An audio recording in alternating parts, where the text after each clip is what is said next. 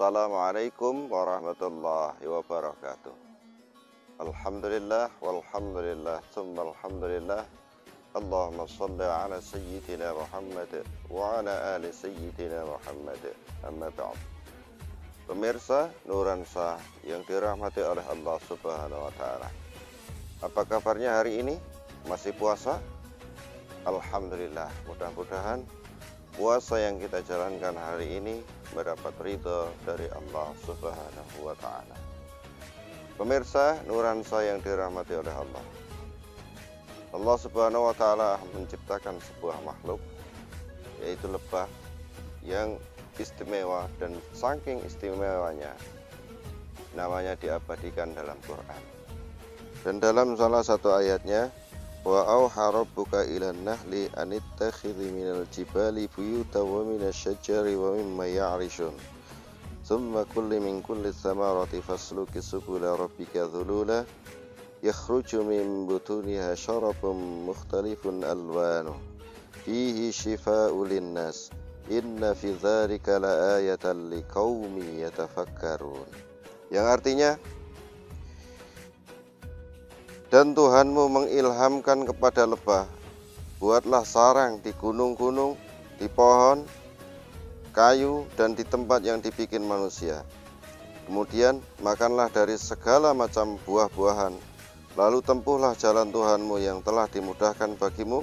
Dari perut lebah itu akan keluar minuman madu yang bermacam-macam warnanya, dan di dalamnya terdapat obat yang menyembuhkan. Yang demikian itu benar-benar terdapat tanda kebesaran Allah Subhanahu wa taala bagi orang yang berpikir.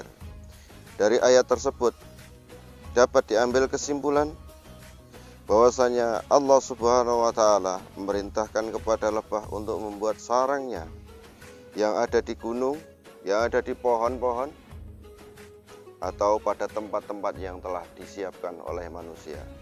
Dan Allah juga memerintahkan kepada lebah untuk mengambil makanannya dari berbagai macam bunga, dimasukkan di dalam perut, setelah itu terbang ke dalam sarangnya, setelah pulang ke sarang diolah menjadi madu sebagai sumber makanannya, sebagai penguat koloninya. Dan pada dasarnya itulah yang dikerjakan lebah setiap hari. Beda dengan lebah, beda dengan manusia. Apabila lebah sosok pekerja keras yang selalu menjalankan perintahnya dengan penuh konsekuen, dengan segala totalitas, manusia seharusnya juga harus mengikuti seperti lebah. Jikalau manusia diciptakan oleh Allah Subhanahu wa taala dengan tanpa tujuan kecuali untuk beribadah. Wa ma khalaqtul jinna wal insa illa liya'budun.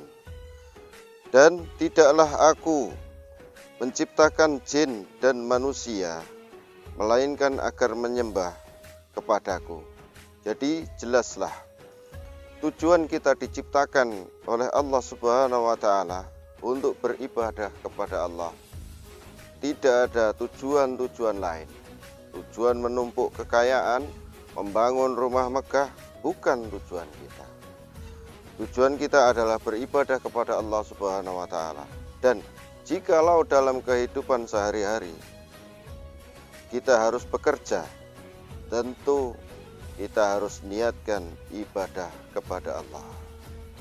Dan jangan sekali-kali apabila kita menjalankan pekerjaan-pekerjaan ibadah dengan baju-baju ibadah, dengan ucapan-ucapan ibadah, tapi kita niatkan untuk menggapai dunia. Maka jikalau seperti itu, maka kita sangatlah rugi. Karena pada dasarnya kita diciptakan oleh Allah Subhanahu wa taala untuk beribadah, bukan untuk tujuan yang lain.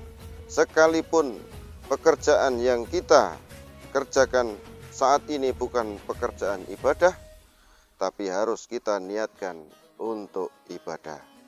Mohon maaf apabila ada kesalahan. Wassalamualaikum warahmatullahi wabarakatuh.